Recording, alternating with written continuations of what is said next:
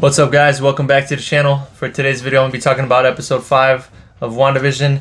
Another great episode. We got a good little cameo from my boy Evan Peters, Quicksilver. Cue the music. Yeah, just a good episode. Had me with a lot of questions.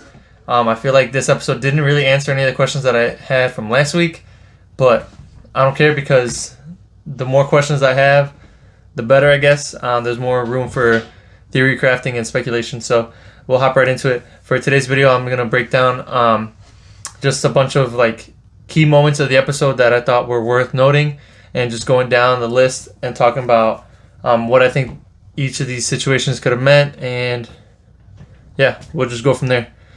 So my first on the list was Wanda trying to get the babies to go to sleep.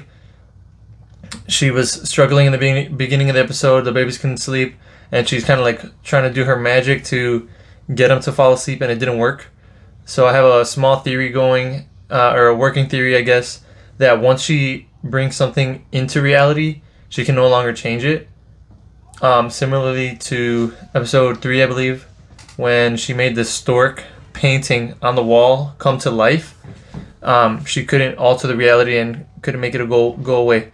When it was running around the house, she tried zapping it, and it just turned into a red poof of dust or whatever. And I think that just shows that her powers have a limitation, and once she creates something, for example the stork or her babies, she can no longer alter with that form of reality. She can only change things she has a limitation to her powers. I'll just say that. And then going down, number 2 was when Agnus comes in the beginning of the episode. She's trying to, let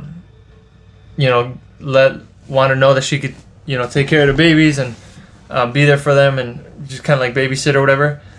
And the scene is kind of awkward, and she literally says to Wanda, do you want to run that take back? Roll the take 2, take 3, take 4, if it was in the movie and they were and action or whatever. So clearly, I know we've seen Agnus be sentient. I'm gonna call it sentient for now. When they know that they're in the simulation or whatever. Clearly Agnus has shown some form of sentience in previous episodes, but she came out and told Wanda for the first time, and Vision, that she knows that Wanda can basically just rewind the show and cut out the parts that she doesn't want. It didn't really faze Wanda, but it did faze Vision, and he's kind of it put him on the track to really question, okay, what the hell is actually going on here? And then as we see further and further into the episode, Vision starts to lose it. But then it also makes me question with Agnus, how much is she in control? If she can tell Wanda, oh yeah, we could run that take back, and then Wanda's like, okay, let's do it, and then it makes Agnus go back in time, repeat that scene, then how much is Agnus in control? We haven't quite figured out her full storyline yet. But yeah. So moving down to number 3, we had another mention of Ralph, and in my previous videos I've talked about Ralph and how I think he might be some mystery character that could be behind the scenes running the show and shit. But this is the fourth or 5th time that she's made a mention of Ralph, and we've never seen him on screen or anything. And it also makes me wonder, which is one of the points I put in later, when Wanda's kids say, oh, Mom, you can literally bring back somebody from the dead. Agnus was kind of shocked, and she even said, you can do that. So I'm almost thinking maybe Agnus is is in denial about her husband Ralph, who died, and might be using Wanda to try to bring her back, or some kind of shit along those lines. Moving down to number 4, we previously talked about this in another video when I was talking about the Young Avengers. We just saw how the kids aged from the beginning of the episode to like infants to 5-year-olds to 10-year-olds. And I think obviously they just wrote that into the script so that once the season is over, they can be old enough to be a part of the Young Avengers team and not have to age like another 10 plus years getting into the mainstream MCU. And then it also makes me wonder how much can they control like their own reality. Is it only within the simulation? Because they were the ones who aged themselves. Both of the kids looked at each other and they're like, okay, yeah, we're going to age ourselves. And they went from 5 to 10 years old. So how much can they control within their own reality? Or is it just within that simulation? Number 5, I'm getting very suspicious of the director of Sword. I can tell he does not really like Wanda when they were doing the debriefing in the headquarters, or like the area right outside of Westview. He was talking to what's his name, Woo? I think, yeah, Jimmy Woo. He was saying like, oh yeah, feed us in on who Wanda is. And then he does a little backstory, and then he's like, oh yeah, but don't leave out the part that she was attacking the Avengers at one point. She manipulated them. He's basically like gaslighting the shit out of Wanda. And I'm beginning to get suspicious of him, especially later in the episode when he goes for the kill shot with the drone. Like, this is literally somebody who was once an Avenger. He's trying to take a kill shot at her. You know, that'd be like if somebody was like monitoring the Hulk because of some gamma radiation, and somebody's like, "Oh yeah, you know what? Just gas his ass, pull the plug on him, and let's kill him."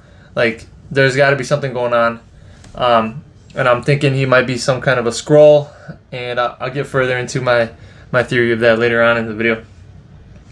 And then number 6 here is. We got our first look at Wanda breaking into the Sword headquarters to basically rescue Vision's body and like recover it. And I went in and watched the episode for the second time, and I did like a little frame by frame, and I saw that in the video, Vision's head was completely severed from his body. So what I'm thinking is that they're kind of doing like a Infinity Stone thing with him and separating his body parts and his pieces so that nobody can ever weaponize him and put him back together. Even Jimmy Woo said that by Wanda going in there, she breached the Sokovia Accords section whatever, because Vision was a part of the team that signed for the Sokovia Accords. He was Team Iron Man. So I'm assuming in his like will, he said, if I were ever to die, I want my body, my remains separated. I don't want anybody to ever take control of my body. You know, he's made of vibranium.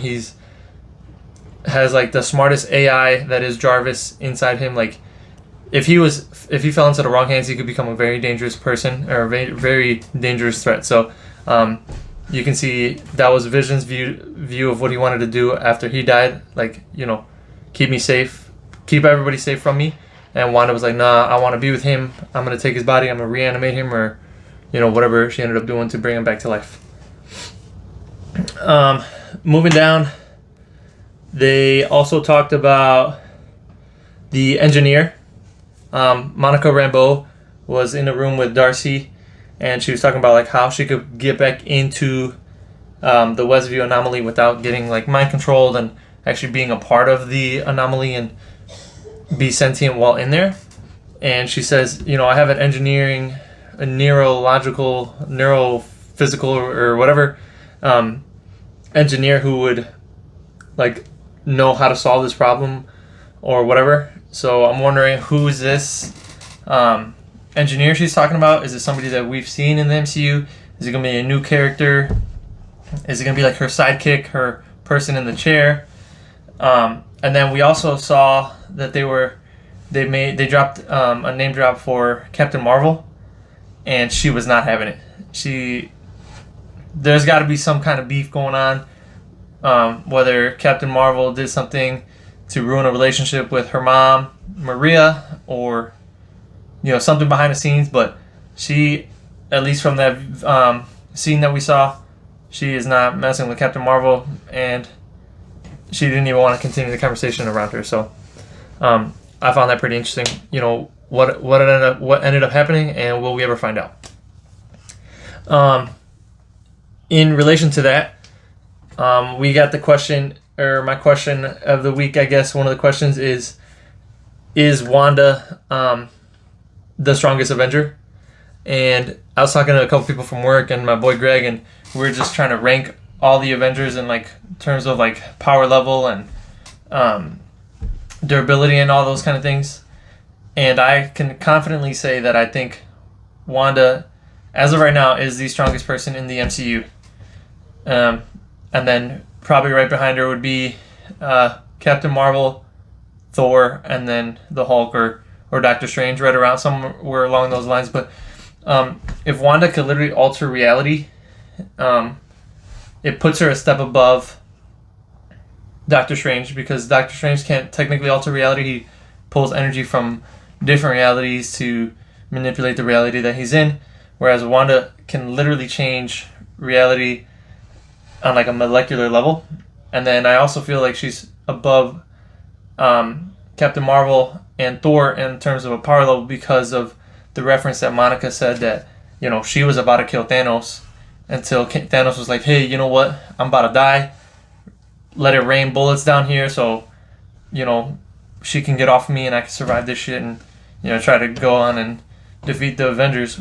But yeah, so let me know what you guys think. Is Wanda too overpowered, or do you think she is the strongest Avenger? And give me your arguments on to why or why not she may be or may not. All right, moving down to number 10.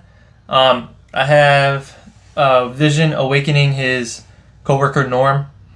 He uses little powers. He awakened him. Then his coworker was talking about how he's in pain. He literally said, she's controlling me, she's controlling everything, you must stop her. So I kind of feel like it's a little misleading. I feel like the writers want us to think it's Wanda that's doing this, because he said she, but I don't know, part of me makes me want to think it's Agnus. I'm not sure. All I know is that Vision now has the power to awaken some of the people within the Westview anomaly, and like we saw in the trailer, he at one point awakens Agnus, or at least tries to awaken Agnus. I don't know what's going on there, but we'll see what he does with that power. Moving down to number 11. This was when Wanda made it out of the Westview anomaly. She comes out into the real MCU world with the whole Sword agents out there, and that's the first time we've seen her outside of the anomaly. And then when she goes back in, the energy field around the Westview anomaly, the hex, I guess you'd call it, became red. So I'm thinking red is almost more defensive, whereas Monica was able to go into the anomaly, whether by accident or by force or whatever. I don't think it'll be that easy to go into the anomaly anymore. I think the perimeter is much more defensive now than it was previously. So I think it'll be harder for them to go in there, because if anything, they would just send some more troops in there, have some kind of mental dampener so that she can't manipulate them, and then it's easy from there. But I don't know, I feel like that is too easy for them, so that's why they made the shield more impenetrable. Moving down to almost the end, number 13 here, or no, 12 is almost at the end of the episode when Wanda is talking to Vision. They have their little fight. Vision's confronting her about the reality, and he's saying she says to him, I've never heard you talk to me like this. And he said, when would I have talked to you like this? I don't even know what my life before this was. I don't know how I got here. He has no recollection of his life in the real world. He doesn't know that Thanos ripped that damn stone out of his head. He doesn't know any of that. So That was pretty intense. And then you can see the conversation because Wanda literally says, you know, how does everybody think I'm in control of everything? So, like I said in previous videos, I don't think she's in control of everything. She literally said, what do you think? I'm controlling everybody to go to their dentist appointment on time, walk their dog, blah, blah, blah. Like, she could probably control some form of reality, but for her to control all of these beings, like, on a regular episode basis, I mean, that's a lot of strength and power, and I honestly don't think she quite has it in her like that. And even in this episode, she says that she's not in control of everything, and she doesn't even know how she got there. So maybe we'll find out the origin of Westview and how this all came to be. And then lastly, like I said in the beginning of the video, my boy Quicksilver came through. Man, that was such a good little cameo. It's kind of like the Jameson cameo in Far From Home. You know, same character, same character, same actor, just from a different like universe. So that's pretty cool. I'm excited to see what they do with that, or if he sticks around for the next episode. But yeah, I got so many questions about where he came from.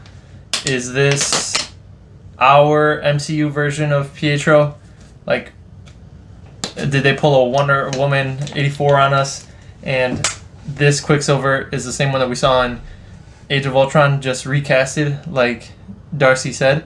Or is this actually the Quicksilver from the Marvel Fox universe who has those memories, those experiences, and he's gonna finally talk about the multiverse and say, you know, I came from over here, my father's Magneto, so was your father, blah, blah, blah. So I'm excited.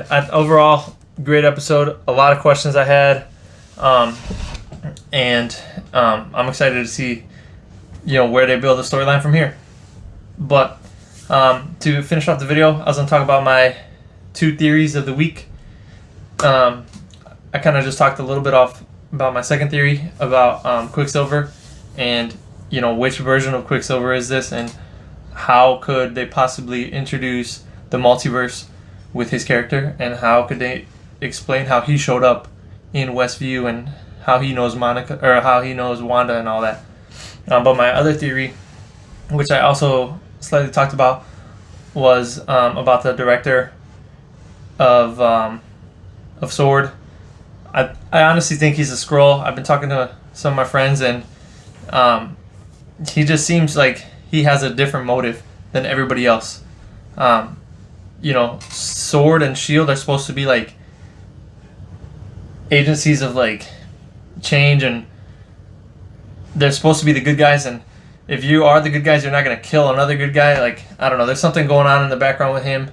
I really think if he views Wanda as being like the most powerful Avenger, the most powerful being in the MCU right now, he has a different motive to maybe kill her or do some kind of manipulation to make sure that she gets weakened, or, you know, whatever the storyline ends up going. I think he has a different motive than everybody else, and he wants to take her out so that his plan can progress smoothly without having her interfere with it. But yeah, that's everything I have for this week, guys. Had a great episode. Let me know what you guys thought of this one, and let me know what was your favorite part about this episode. What are you most hyped about to see for the remaining of the season? And if you can have another cameo like we had today, who would you like to see cameo the most? But yeah, that's about it. Thank you guys for watching, and we'll see you next week. Appreciate it, guys.